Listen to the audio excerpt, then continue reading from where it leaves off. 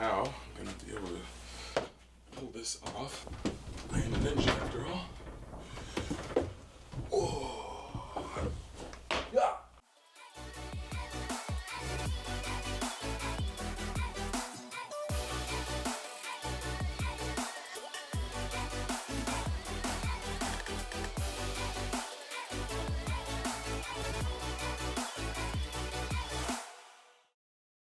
What's going on, guys? Welcome back to another episode of Love's House. It's been a while since I made a video, and that's totally fine. I've been up to some things, one of which is my new car. It's a 1985 300ZX, naturally aspirated. It's a good car. It's in like an aluminum blue color. Not my favorite color, but I got some plans. But what I'm doing today is a quick install video. It'll be short and sweet, to the point. It's pretty difficult to find parts for these cars. Found that out pretty much the hard way.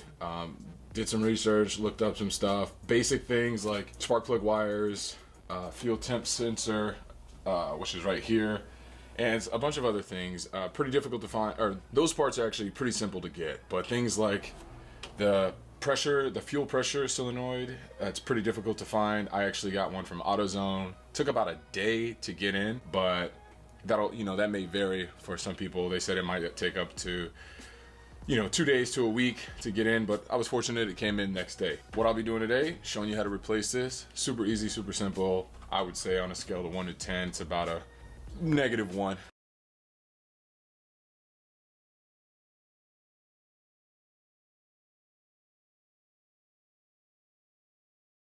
It's literally 2 bolts and 2 hoses, and a plug.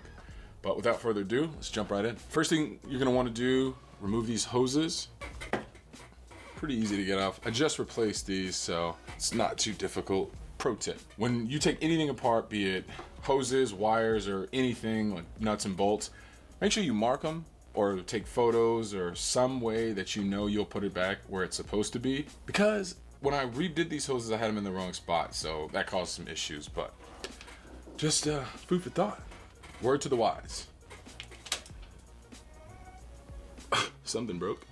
After that, let's go ahead and unplug it. It's a really simple little clip here.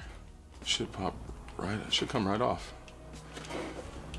And there it is. Now in this, there's a little weather seal, so you're gonna wanna keep that. Just make sure it doesn't come off. You don't wanna lose that. So that wire right here, out of the way. After we got it unplugged, the next thing you're gonna wanna do is take apart the 2 bolts that are holding it on to the chassis. These are facing down, so it'll be really easy to lose these, so either use something magnetic underneath to catch them, or just be very careful. These are 8mm. It's really easy to get in here. If you have the ratcheting wrenches, it makes it a whole lot easier. You might be able to get a socket wrench in there, but I tend to doubt it. So I'm gonna take these off.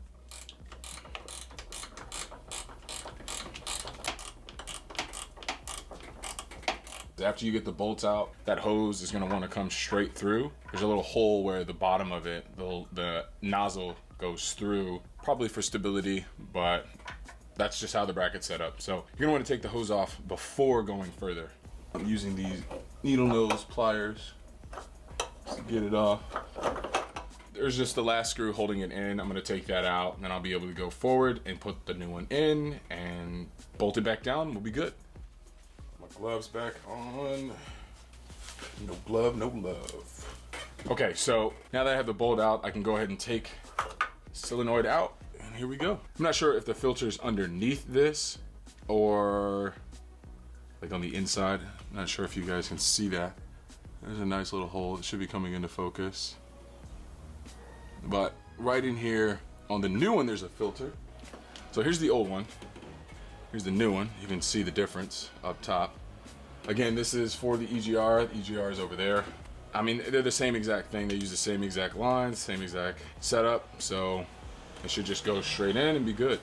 But the reason why I'm changing this is because the old fuel pressure regulator, the diaphragm tore, so fuel was getting sucked up through, coming around and going into the old one. I mean, it doesn't smell as bad as it did before, but there was fuel leaking out of this, so I'm sure the inside is all corroded out and bad. So get rid of that, put in the new one.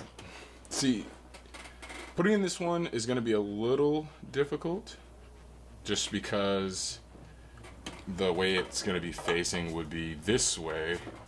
So the hose for this is gonna be needing to come that way because there's no way it's gonna fit going the other way. So I think what I'm gonna end up doing is replacing this hose with a new one. The bottom one will be fine.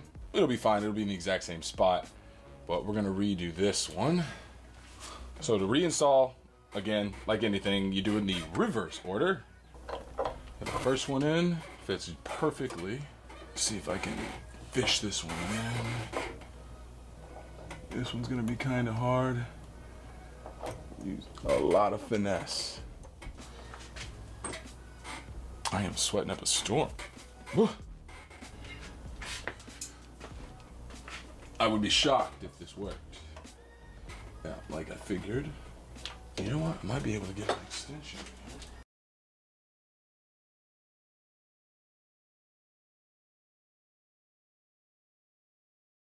All right, here's a close-up of what I've been doing. I got it back in. We're gonna reconnect this, ensuring the orange little stopper, yours may be different, but ensuring that it's still there. We deal. Get our hose. This is our bottom hose. Get this to plug back in. You might need to use the pliers again, but I think I should be able to get this in. There we go. Perfect.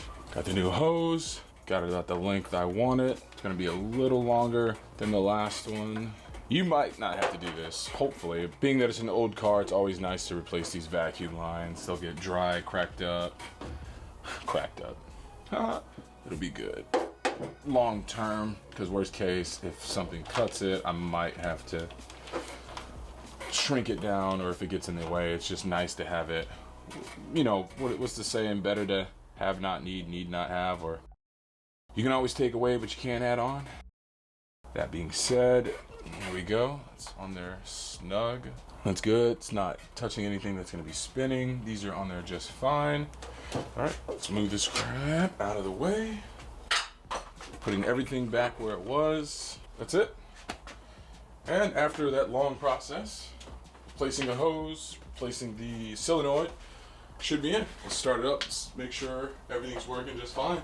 Like I said, replace it, ensure that everything's back in its position. Nothing's broke, nothing's loose, everything is replaced as it should be. Jump in the car, start it up, make sure everything's good.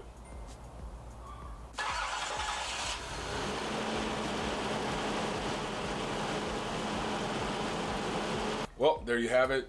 Short, sweet, to the point. Had to replace something that I felt needed to get fixed, or felt that it was an issue due to the fuel pressure regulator having fuel in it because of the diaphragm rupturing on the original one that was in there before. Eventually, that was on my list of to-dos to change that, in the hopes to have the engine running a little bit more smoothly and thus eliminating other issues that may occur due to that being bad.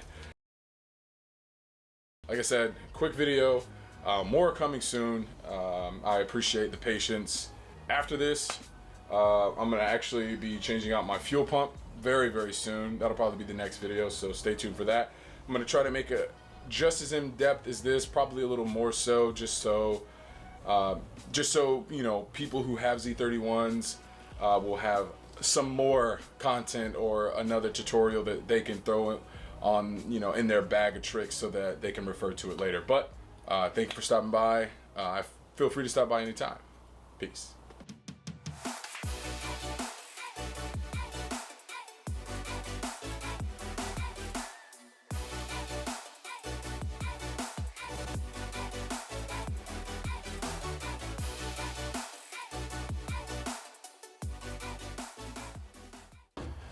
Cracked up.